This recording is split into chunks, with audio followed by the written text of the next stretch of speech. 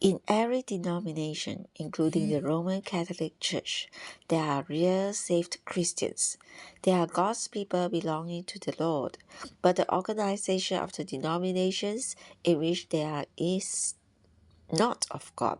The denominational organizations have been utilized by Satan to set up his satanic system to destroy God's economy of the proper church life. All real believers, regardless of where they are in the denominations or even in the Roman Catholic Church, are saved. But the system, the evil organization, is under God's judgment. Nimrod being the first king of Babel and bringing in idolatry. Nimrod was the first king of Babel who, according to history, brought in many idolatrous things. That idolatrous worship invented a most demonic emblem, the Madonna with her child. According to the book, The Two Babylons, the Madonna was the mother of Nimrod and also his wife. This emblem, invented by the Babylonian worship, spread throughout the earth to Egypt, India, Greece, pagan Rome, Tibet, China, and Japan. It even has pervaded Roman Catholicism.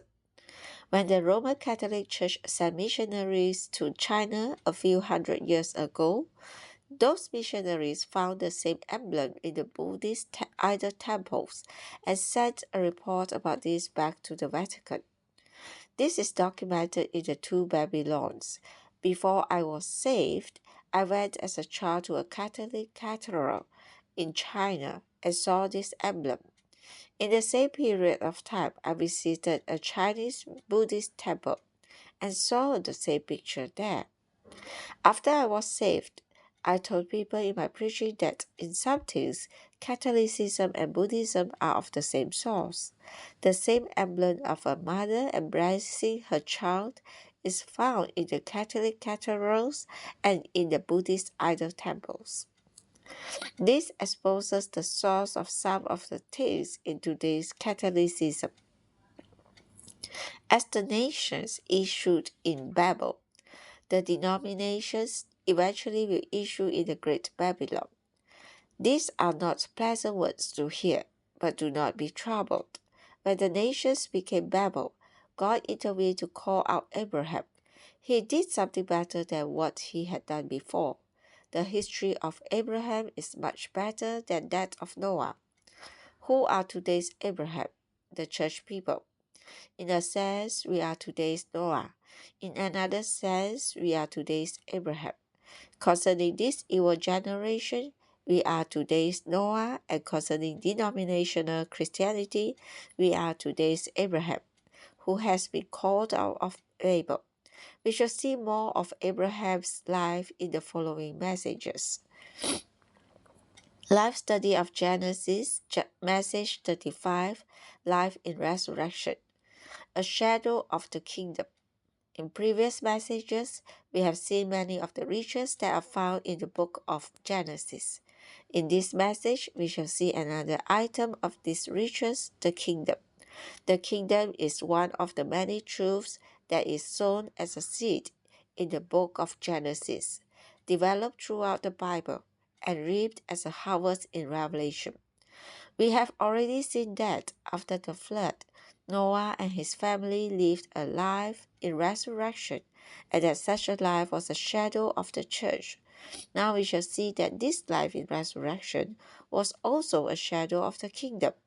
The kingdom is a very great subject in the Bible. It is a most significant matter. The beginning of human government. Man being given authority over others. The kingdom is implied in Genesis chapter 9, verse 1 to 7. Verse 6 says, Whoso sheddeth man's blood, by man shall his blood be shed. This is crucial verse in the book of Genesis. All Bible teachers agree that in this verse, a verse which indicates that God has given man authority over other men. We can see here the beginning of human government. Before that time, God had never given man authority over others. All men were directly under God, but due to the fall, there is a rebellious nature in mankind. For this reason, God established a certain authority on earth to be his deputy to rule over man. From the beginning of the book of Genesis until the time of chapter 9 verse 6, there was no indication that, apart from the husband being the head over his wife, God had given man authority over others. However, after the flood, when in resurrection, man lived on the earth in a new way, God established a deputy authority on earth. Noah being the deputy authority. Noah was God's deputy authority over the flood. After the flood, as the head of a new race, he was the deputy authority under God. Adam was not God's deputy authority over man. He was appointed to have authority over the creatures, not over man. If you read Genesis 1 carefully, you will see that Adam had authority over the fish, the fowl, the cattle, the creeping things, and over every living thing that moveth upon the earth.